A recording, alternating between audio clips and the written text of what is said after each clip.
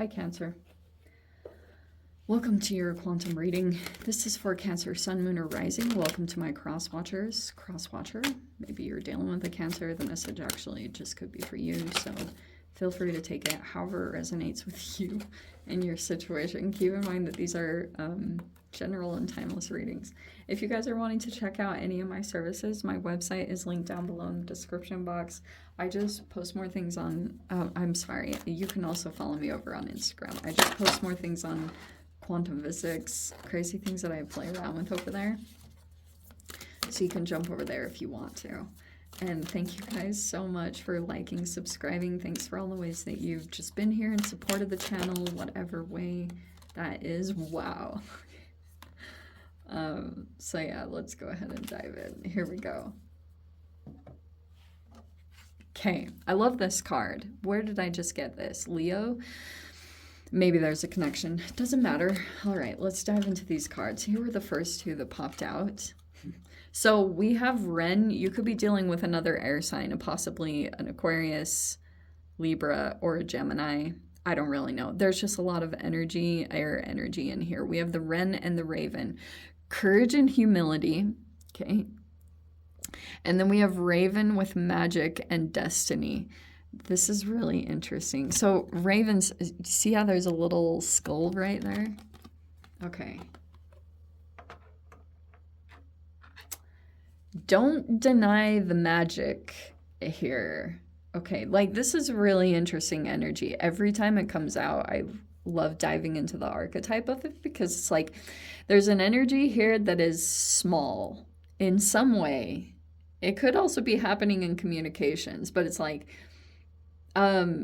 this energy has a lot of courage, but they also are humble to the strength of another. And there is an alchemy in that. I am telling you, because this energy is still willing to go into a situation, no matter how much fear is involved in this, because there's magic that can happen here. This is also something tied to destiny, believe it or not. So we have the swan here with self-love and purity. This is amazing. All right. So we have the void. See, there's almost like, there's something, okay, I know you know what this is. And so it's kind of like your ability to go into certain situations, especially involving bravery. There is so much magical alchemy that can happen in that situation just by the going into it. And there are just these energetic like points that come into existence. I know I'm not making 100% sense, but this is what happened. Okay. It's like, okay, something big happened here with the Big Bang. All right. This is similar to a tower moment. You know, Big Bang is like this big thing where everything just was. You know, the Big Bang, I'm thinking of the Big Bang Theory. But there was this big explosion of energy that took place, and then everything just is. So it's like the creation of everything that is. And that's like some kind of energetic experience that took place here. So there's just like this explosion of energy, and now everything is set up in a very specific way. Now all this stuff is going to play out in a very particular way, and I think it's really, you might be surprised. I mean, there's no questioning that in this dynamic. You'll be surprised by what's going to transpire here, because magic, I mean, first of all, don't even get me started on how quantum physics in itself, physicists have actually said that what goes down at the quantum level is just pure magic, which is why, that is the whole reason why I did all this stuff in the first place, is because I was wanting to prove that there was like a science to whatever you want to call it, magic or law of attraction or manifestation. Like I wanted to understand the science of it. And self-love and purity is involved in this process. This is very Venusian. And Venus is a very, like love in general, is a very unpredictable energy. It can transform situations, and this is almost one of those processes to get the heart to open up.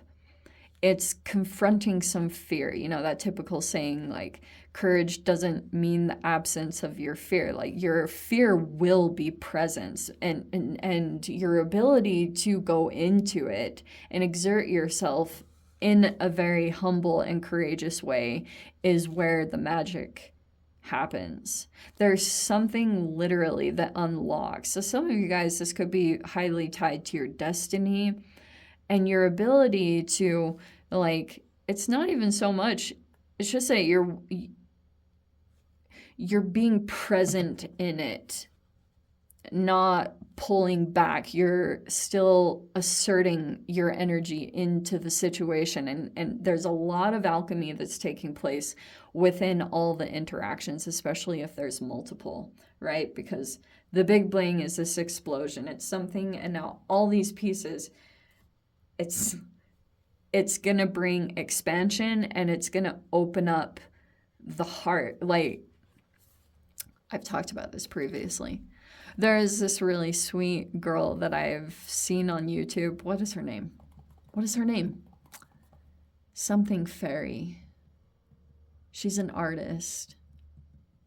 I don't really know her, but I freaking forgot her name. One day she was talking about the root of courage and how in French it's like cœur. The word for the heart is cœur. I can't say it, but I think that's fascinating that it's almost like the key to unlock the heart, especially for those of you, if you had a closed off heart chakra, it is through courage. So there's been a fear that's locked up the heart chakra, and now this whole thing is trying to get you to energetically open up so that you can come into this not only self-love and purity, but maybe even a higher love, whatever you want to call it. There's the void, which is like nothing taking place. And mainly because there's all this stuff in the manifestation that's coming into matter. The antimatter is that it's not tangible yet. So, it almost feels like to me that there's this explosion. Now there's a blank slate. And depending on how this transpires, like this is going to go, there's a lot of like self-love that's going to be incorporated in this to purify. Okay. Is that making sense? I don't know if I'm making sense. So we have the Seven of Swords. That's like foul play, underhanded.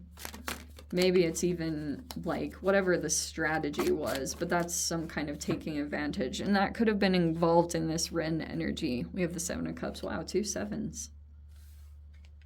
Okay. There was some kind of deception or lie in the past. And that's what's talking about with the past energy. So however far or recent past that is, that's what it's talking about. Okay, we have the King of Cups. We have the Five of Cups, which is regret, making a mistake. We have the Three of Wands. We have the Wheel of Fortune. See, that's luck. And then that's Jupiter. That's crazy. And then we have the Wise One, which is the Hierophant. Okay, we're already like in Taurus season. So that could be, this is like some kind of guides are coming in with wisdom into the situation. Higher power, knowledge, whatever you want to call it. It's not to be discounted in these situations, no matter what is transpiring. There's a lot that's going to take place, especially in the void. When there's nothing happening here, that's seriously when most of it, like most of the work happens, or there's a lot that transpires in that energy. So we have, okay, Eight of Swords. So that can feel like some kind of trauma, like with the Eight of Swords. A lot of the time I associate it with some kind of, like, maybe even some CPTSD, but that's neither here nor there. Oh, wow, look at, wow, 3 right there. So there was a main archetype right here. We've got the King of Cups. Maybe that's you, Cancer. You know, don't get caught up by gender as always, but it feels like there's a lot of introspection going on. Look at the final outcome. We have the Hermit, the Knight of Pentacles, the Knight of Swords, and the Page of Wands. Okay. Behind the scenes or in some kind of introspection are these 3 energies. Okay. And I feel like that's what's going to take place here, because anything that comes out, especially when it comes to communication with the Knight of Swords, it's like there are energies that are just sitting, or like there's just like a lot of introspection that's taking place. If there are 3 archetypes, like for those of you, if this is a part of your process, any communications that are coming in right now, you are introspecting each one or sitting with them. There's a lot of things that are like shifting internally, or like, and that's what's going to be helpful in this situation, because every time there's some sort of communication that happens, it's like there will be a lot that will come up to the surface through the Hermit card, because there's a lot going on behind the scenes. Like I said, with the Hermit card, like this is a person, every time I've met a Virgo, which is the Hermit card, they're similar to Scorpio, but not. Like Virgos are very introspective and kind of like, sometimes I see them as semi-introverted in some ways, but there is a lot going on underneath the surface. It's just like not being said or communicated. Some of you guys, there are legit multiple people involved, but if this is like a part of your internal process, it's like this getting in touch with yourself, you might want to do it at this time, because this self-love is going to be the key to it, or purifying your energy in some particular way. And it feels like this is almost what's going to come out internally through this process, because look, this is like a blank slate. This antimatter is that anything could go here, and depending on the frequency, or you know what's gonna come into place, is gonna determine like a lot of the trajectory of this situation, obviously. So communications are going to come in, and every time they come in, there's like some movement that will take place. This is going to be a long draw situation, to be honest with you, because the Hermit is saying like it's one of those situations where every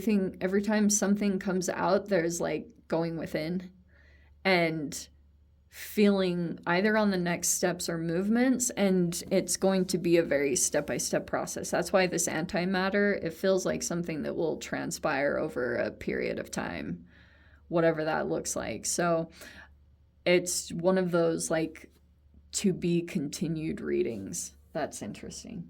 Let me dive into the extended. I'll see whatever else wants to come out. If you guys want to join me over there, feel free. Go down below, click on the Vimeo link, see it over there. But if this is where we leave things, sending you guys so much love, wishing you all the very best. See you in your next reading. Take care.